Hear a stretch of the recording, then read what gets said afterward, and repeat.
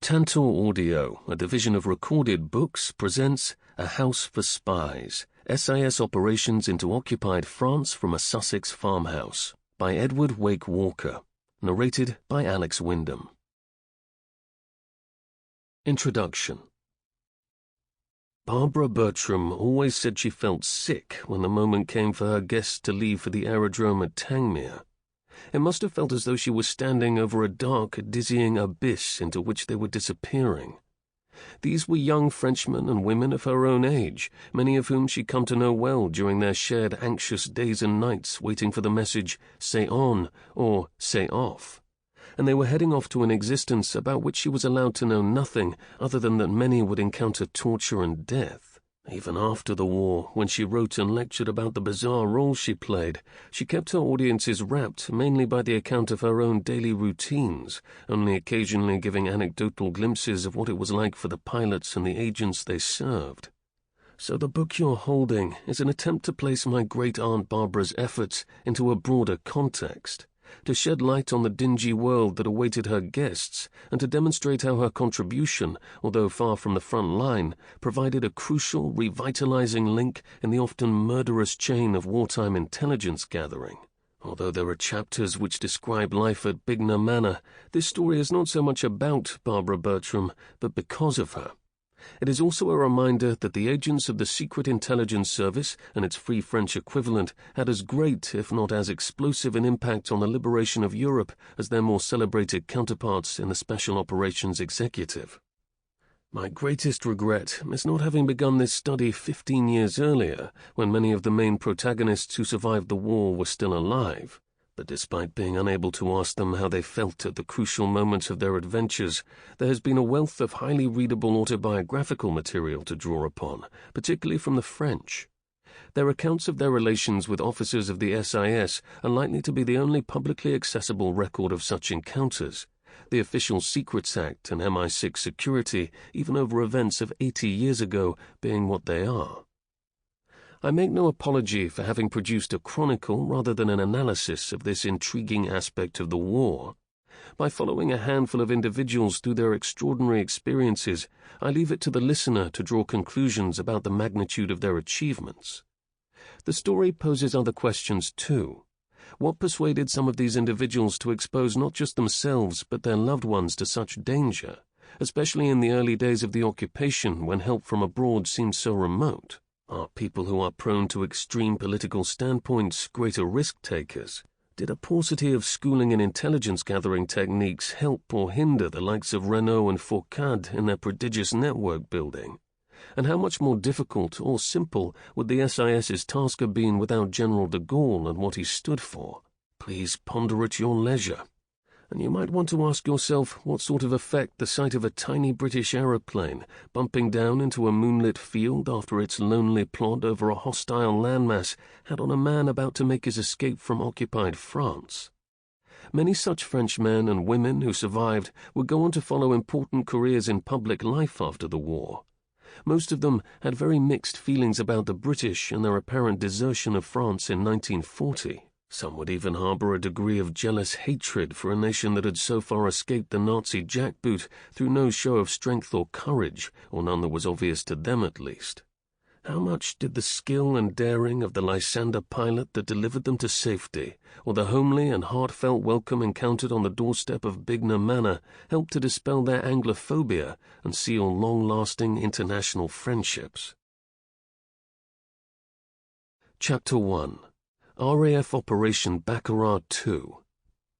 Bignor Manor, Wednesday, 26th of March, 1942. This had been a comparatively simple departure for Barbara Bertram. Only one man to see off from the starkly moonlit driveway, one more with whom the words au revoir carried far more hope than certainty.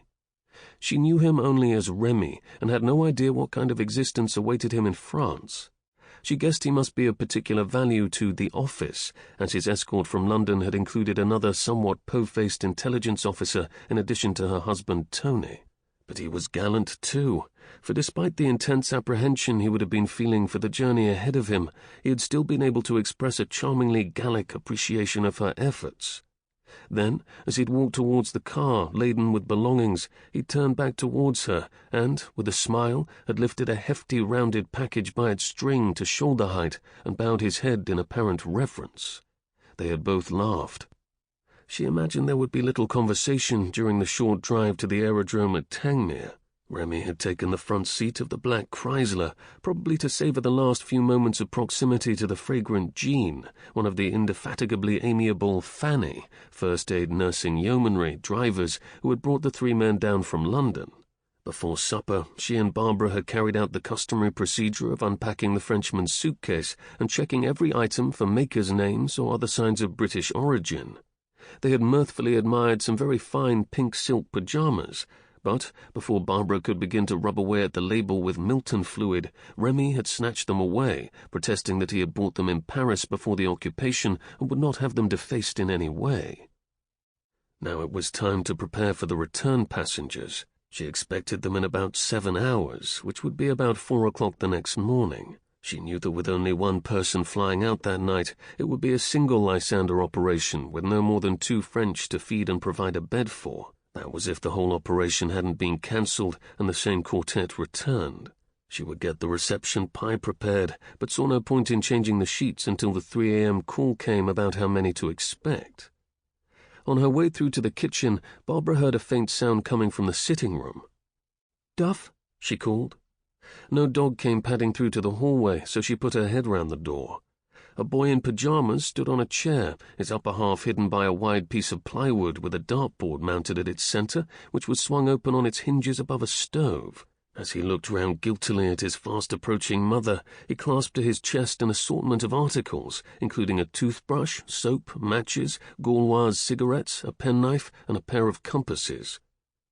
Having reinstalled her 6-year-old in bed alongside his now wakeful and inquisitive older brother, Barbara returned to the kitchen in a daze of bewildered self-chastisement. By an inexcusable lapse in her normally fastidious routine, she'd failed to close up the secret store of specialist supplies, which, apart from everyday utensils of apparently French origin, also contained maps of France printed on fine silk, fountain pens which released tear gas, and cyanide tablets which, if they asked for them, she would sew into the cuffs of departing agents. The cottage, RAF Tangmere, the same evening. Flying Officer Guy Lockhart was bent over a green and mauve chart, oblivious to his neighbour's conversation or anyone entering or leaving the room, when Gilbert Renault, codenamed Remy, was escorted into the dining quarters in the cottage outside the main gates of Tangmere RAF station. The serious and somewhat sad expression on the face of this slim, striking-featured pilot masked an impish, risk-taking streak, which made him a very enthusiastic and successful poker player, but which had also played havoc with his flying career. His brief peacetime commission with the RAF had ended in a court-martial after he'd performed an over-exuberant low pass over the airfield, forcing the air officer commanding to fall flat on his face. The declaration of war had given Lockhart a second chance. The RAF needed all the skillful pilots it could muster, and he was readmitted, first as a flight sergeant, but soon once again with a commission and an invitation to perform the very special duties demanded of 161 Squadron. In a few moments he would be embarking on only his second operation with the squadron, and, as with many natural risk-takers, he was putting in the work necessary to ensure that the odds didn't get the better of him. The mission would take him into occupied France and involve a 400-mile round trip, during which he would have to find his own way in moonlight to a small patch of pasture a few miles south of the Loire, near Saumur. 1 Joe was to be delivered, 2 to be brought back. He wanted to memorize as much of his route as possible. The weather was clear and unlikely to be a problem, but his path was further to the west than that of his first mission, when he'd successfully collected 2 agents 60 miles south of Orléans. Tonight, he was going to have to pick his way past different flak defenses and enemy aerodromes. When one of his fellow officers tapped him on the shoulder to present Renault, Lockhart stood up, smiled, shook hands, introduced himself, and then sat down again to finish his chart work, leaving his passenger to be entertained by the others around him. Then, indicating finally that he was ready, he folded up the chart and stood up to go. In his right hand, he clutched the laces of a tiny pair of child's white suede shoes. "Hey, Guy, are you sure those are big enough for you?" joked one of the officers who was nearby. Showing no reaction whatsoever, Lockhart walked out of the room and shut the door behind him. He didn't hear the sharp rebuke aimed by another at the man who'd just spoken, informing him that he'd just lost his son and that he carried the shoes as a mascot.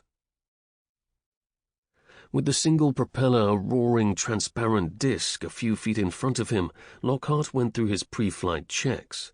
He'd just helped to install the rounded shape of Renault, somewhat comically encumbered by a fur-lined flying suit, a Mae West, a self-inflating rubber dinghy and a parachute into the rear compartment of the fuselage. Now he was ready to taxi across the moonlit tarmac to the end of the runway. A female voice came over the radio as the Lysander trundled towards her point of departure. J for John, do you hear me? Do you hear me? J for John speaking. I hear you loud and clear, Lockhart replied. Clearance was given for takeoff, and after only a few seconds of full throttle, he levered the plane into the air. As they crossed the coastline, there was a final message from the homely-sounding Tangmere radio operator. J for John, good luck to you, good luck. The plane climbed steadily over the silvery English Channel into the vastness of the night. The moon's distorted reflection, their only companion, hurried along over the uneven surface of the sea beneath them. Lockhart suddenly became aware of another voice in his headphones, although it was barely audible. It could only be his passenger who had an intercom link with him. He'd been told to keep an eye out for any aircraft. When it became clear it was just a friendly hello from Renault, Lockhart brusquely informed him to make contact only if he saw something. Visibility was extraordinarily clear as the Lysander plodded on at 3,000 feet over the Normandy countryside. It may have been night, but anyone out and about on the ground could easily have picked out her dark silhouette against the paler sky. With no cloud to escape into, the sense of vulnerability was acute for both pilot and passenger. A series of lights, some red, some green, passed below them. They were the signals of a railway line which Lockhart had been following as it led him conveniently towards his target. Eventually, ahead, a glistening ribbon appeared, snaking extravagantly into the distance, both to the east and the west. They had reached the Loire, and, even under a blackout, Saumur, with its 2 bridges and its chateau, was unmistakable. Lockhart began his descent. Then, over to his right, he was alarmed to see what appeared to be a small town lit up with hundreds of electric lights. If he was where he thought he was, there was nothing of that nature marked on his map. In any case, why on earth was it not blacked out? With a sudden crisis of confidence in his own navigation, he turned the aircraft through 180 degrees and retraced his route as far as Saumur. Reassured by the town's landmarks, he turned again for his target, and this time ignored the distracting patch of illumination, which, unbeknown to him, was a large German prison camp for gypsies, its perimeter fence floodlit in case of escape attempts. Now the aircraft was low, circling a wide tract of farmland, and both pilot and passenger peered down at the ground. Both felt a surge of relief as a light pierced the darkness. 2 short flashes and a long one, the letter U, the one they were expecting. Lockhart immediately signaled back S, and after a few seconds, 3 uninterrupted lights appeared, marking out an inverted L shape, denoting their rudimentary landing strip. Lockhart learned just how rudimentary it was very soon after his plane touched down. At a safe taxiing speed, he turned right along the shorter length of the L and then back towards the point where they'd landed and where the passenger exchange would take place. The Lysander came suddenly to a jarring halt, throwing him painfully against his harness. He opened the throttle to a full bellow, but the plane wouldn't budge. He tried again, this time with a longer blast, until the vibration seemed to threaten the very integrity of the aircraft. Still, there was no movement. He threw open his cockpit canopy and gestured to his passenger to do the same. "We're stuck! Mud!" he shouted. Renault took what seemed an age to struggle out of his safety gear and jumped from the plane. Shadowy figures were now running to join him. In a mixture of broken English and French, they shouted to Lockhart that his tail wheel had disappeared into the mud. All 7 men and Renault positioned themselves around the tailplane and began to haul upwards. With the reluctance of a cork leaving a bottle, the wheel came slowly up out of the mud, and the Lysander was able to move forward once more, apparently undamaged. Lockhart knew that these extra minutes on the ground would have added greatly to the risk of the whole mission, not just for him and his returning passengers, but for Renault and his reception party, who needed to be clear of the landing area as quickly as possible. The sound of the revving of the engine would have travelled miles on such a still night. Sensing the urgency, Christian Pinault, one of the two returning Joes, clambered aboard as soon as the aircraft had reached the takeoff position, back at the top of the L. Renault shouted at him to pass him his luggage, which was still stashed in the cockpit. Then, as he and the others were carrying it away from the plane, he turned and shouted again, realizing that there was still a package of his on board, extremely fragile and wrapped in paper and string. Then the second man for the journey home ran up to the plane. This was Francois Faure, alias Paco. He stopped at the figure of Renault and threw his arms around him. They exchanged half a dozen words before he climbed swiftly up the ladder and into his seat beside Pinault. The plane began to lumber forward. Renault ran after it, waving and shouting. Faure waved back. Renault gesticulated and shouted more wildly. "The canopy! Shut the canopy!" With the plane now at full tilt, the message at last got through, and the cockpit slid shut seconds before the Lysander lifted clear of the field. Parc du Champ de Mars, Paris, Tuesday, 25th of March, 1942. Christian Pinault had much of the afternoon and the evening to kill in Paris before he was due for his rendezvous at the Gare d'Austerlitz, whence he would be taking the night train to Tours. This was the city he'd fled only a few weeks earlier, after the Gestapo had called at his apartment, fortunately while he was out. Then he'd managed to get away to Vichy in the Free Zone, and his wife and children had been able to follow him there. Another from his resistance group, his good friend René Parodi, had not been so fortunate. He'd been arrested in the same police operation, and now he was dead, officially having hanged himself in his cell. In other words, he died at the hands of his torturers. Now, unbeknown to his family, Pinault was back among the Nazi uniforms, many of whose off-duty wearers sauntered along the grand boulevards of the capital, taking in the sights with a detached enjoyment no different from any peacetime tourist. Pinault knew to avoid the metro stations and cinemas, where random searches were most likely. Instead, he sat on a park bench under the chilly but clear March sky, close to the Eiffel Tower, and thumbed a Paris newspaper with an air of some distaste. He wondered how many of his fellow citizens in the occupied zone were influenced by such blatant propaganda. Even the Vichy government was criticized for being too reactionary and for its over-tepid relations with the occupiers. It called for a united effort between the occupied and the occupiers to mount a crusade against communism, the only way Europe could be saved from Soviet subversion. There were condemnations of the British on nearly every page. A couple sat down on the bench next to him, a young French girl and a German NCO. The girl pressed herself against the tall, blonde soldier with a genuine look of love in her eyes. She was clearly not a prostitute, and Pinault realized that if anyone had talked about treachery to her, she would have looked at them with wide-eyed amazement. To her, the German was simply a man she adored, and there was nothing wrong in that. Pinault moved to a bench further away. When at last the time came to go to the station, his meeting with Francois Faure, alias Paco, Renault's right-hand man in the Confrérie de Notre-Dame network, whom he'd only met for the first time that morning in Pierre Brossolet's bookshop basement, was very brief. One of the two young men accompanying Paco slipped Pinault a train ticket with the words, "Get out at Tours. We're traveling separately." Tours was only the first stage of the journey. From there, after spending much of the night in the waiting room, they took another train, and, at Loudun, boarded a bus from which they disembarked after about half an hour at a remote crossroads on the road to Montreuil-Bellay. A man who was a farmer, if one were to judge by his clothes, was waiting for them, and, after brief introductions, everyone using pseudonyms, he led them off along the road. They reached his farmhouse after about 15 minutes, and were ushered into the main room with its smoke-blackened beams, where a very young man greeted them warmly. This was Robert Delattre, alias Bob, a radio operator in Faure's network in charge of the landing operation, who was able to tell them that, as long as the weather held, the pickup was on for that night, sometime between midnight and 1 o'clock. The nearest German unit, he assured them, was based at Saumur, about 15 kilometers away, and they seldom sent patrols along the road past the farmhouse.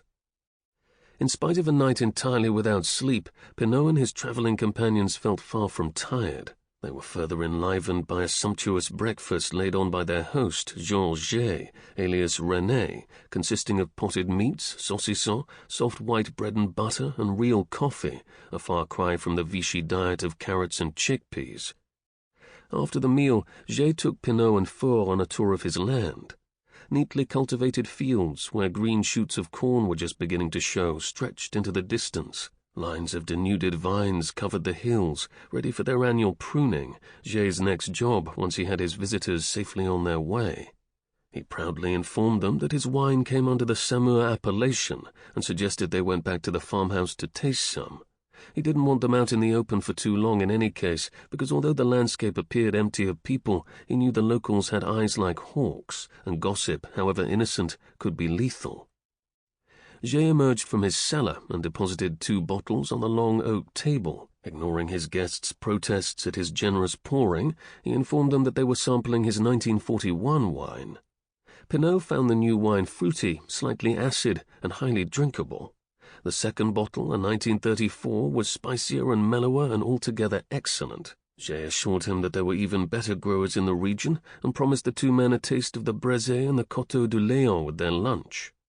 Relaxing under the early spring sunshine in a wicker armchair in the farm courtyard, Pinot found it difficult to believe that in only a few hours he was somehow to be spirited away from this beautiful but treacherous French countryside and would be feeling instead the safe soil of England under his feet. The only thing to concern Madame Jay, as she calmly laid a lavish lunch of fresh chicken and other meats, goat's cheese and cream with chocolate before Pinot and Four, was how much they were enjoying it. She uttered not a word about why they were there.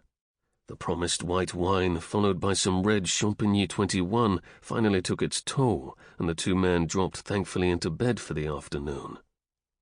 Jay woke them at 5 p.m. to find them looking somewhat groggy. He assured them that the only cure for white wine was white wine, and that they were going to have to taste his 1904. Pinot couldn't refuse, as that was the year he was born. They then found yet another meal set before them, after which it was time to listen to the BBC's French-language broadcast. First, distorted by German jamming but just decipherable, came the news. Then came the reading of personal messages. A succession of random phrases wobbled across the airwaves, none eliciting any reaction from their host. Then, when they thought they'd heard them all, came Le Lion à deux têtes.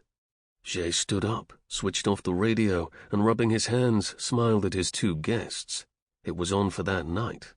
Madame Jay could only express her regret that they would not be able to sample the food she'd lined up for them for the next day. In the cold, clear night, Pinot and Paco sat under a blanket in the shelter of a small thicket, while Delattre, Jay, and their helpers took up their positions on the field, torches at the ready. The cloud that had appeared at sunset had now dissipated, and moonlight probed every corner of the darkness. There was utter silence. Any approaching plane would be audible miles away. The minutes ticked by. They had been ready at 11 p.m. Now it was midnight. Suddenly, Pinot felt himself being shaken. It was Four, astonished that he needed to inform his fellow passenger that the plane had landed. The effect of the Jay's hospitality had allowed Pinot to sleep through the entire episode of the Lysander's arrival, immobilization, and eventual release from the mud. As Pinot ran up to the plane, Guy Lockhart shouted from the cockpit that he'd never heard of someone sleeping through a landing before and urged them to get going. Pinot tried to adopt an air of modesty, hoping that his somnolent behavior would be taken as a sign of extreme sang-froid rather than excessive consumption of white wine. There was precious little space in the Lysander's narrow fuselage for the 2 men, their belongings, and all the packages of courier from their 2 networks bound for London. As the plane climbed northwards back over the Loire, Pinot found himself listening out for the sound of hostile aircraft, fully realizing that their own engine would drown out any other noise. His watch told him eventually that nearly 2 hours had passed, and that they must therefore be near the coast. At that moment, what looked like a rocket rose from the ground beneath them, just failing to reach their height. There was a thud, this time clearly discernible above the noise of the engine. Another streak of light shot towards them almost immediately, followed by another thud. "Flak," murmured Four. Several more shells exploded around them, then nothing more. They were clear of the French coast and could see only the channel stretched out below. At last, after an apparent eternity, the English coastline came into view. Almost immediately, the engine changed its tune and they began to lose height. In the distance, 3 runway lights were visible. Within minutes, they were on the ground. Not a rough field this time, but a proper aerodrome with a long runway, hangars, and the silhouette of several other aircraft. They had no idea where they'd landed, but it felt extremely reassuring. Willing hands helped them from the plane and took care of their luggage. Moments later, they plunged into the dazzling light of an officer's mess and were surrounded by friendly young men in blue uniforms, proffering glasses of whiskey to celebrate their safe delivery to a free country. Both men were speechless with joy and fatigue, and could scarcely find answers to questions about the strength of the resistance in France and what conditions were like in the country they'd come from. They were soon joined by a man in the uniform of an army lieutenant colonel, who introduced himself as the man charged with looking after them. He explained that they would be driving to London later that day, but before then he would ensure that they got some sleep. The atmosphere of welcome in the officers' mess was so intoxicating to Pinot and Four that they could not resist one more whiskey in spite of their tiredness. Eventually, though, they were on the move again, this time in the back seat of a comfortable car, nosing its way past high hedges, along narrow winding lanes, and through a rolling landscape. Moonlight still lit the 17th-century fascia of Bignor Manor as the two passengers, enchanted by its rustic beauty, stepped from the Chrysler onto the driveway. A man in civilian clothes was waiting for them on the doorstep and welcomed them in French without a trace of an accent. The lieutenant colonel introduced him as Anthony Bertram and explained that he would be putting them up for what was left of the night. Bertram led them indoors, commenting that they must be starving and that there was some supper ready for them before bed.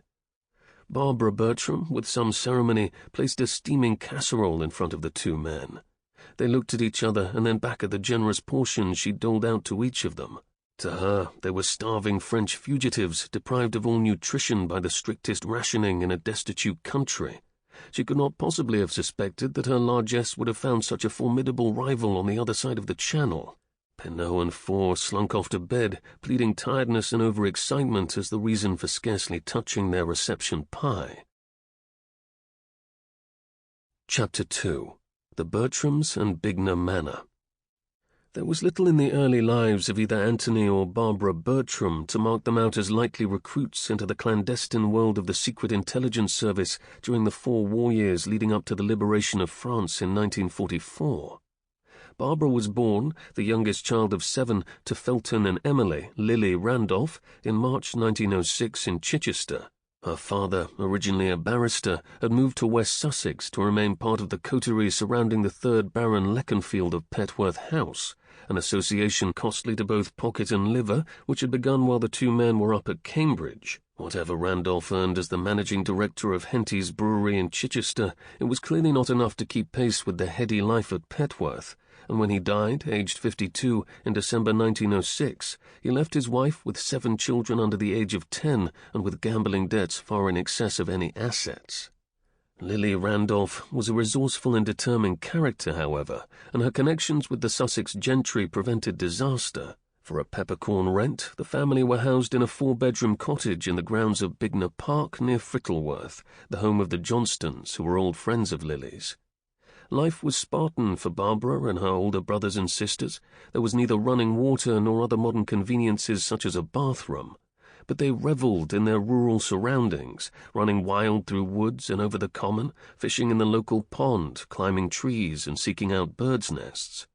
Again, it was their mother's connections with the well-to-do which provided an education for the 7 children. Lord Leconfield sponsored the 3 boys' attendance at Christ's Hospital School, while Barbara found herself packed off to a country mansion in Lincolnshire to share a governess with the only daughter of the house. Very similar arrangements were made for her 2 older sisters in other parts of the country, while the eldest was first a pupil, then a teacher at a school run by some cousins. Thus, for 7 years, Barbara lived a strange double life, spent in stylish grandeur during the term and returning with the rest of her siblings to the humble rural hurly-burly of family life in the holidays. A sudden loss of fortune by her Lincolnshire guardians in 1920 forced them out of their house and ended Barbara's time with them. Instead, she went to a school in Eastbourne, thanks to the munificent Lord Leconfield, and, although her teachers there tried to persuade her to continue studies at university, she considered herself a home girl, wanting to return to her mother's house and run a small holding. She attended a domestic economy school, beating egg whites on a plate with a knife, creaming butter straight from the fridge, and peeling potatoes from ice-cold water out of doors in winter. Once installed at home, she learned how to keep bees and put her domestic training to use, as well as taking on captaincy of the Sutton Girl Guides and providing companionship for her widowed mother. Sample complete. Ready to continue?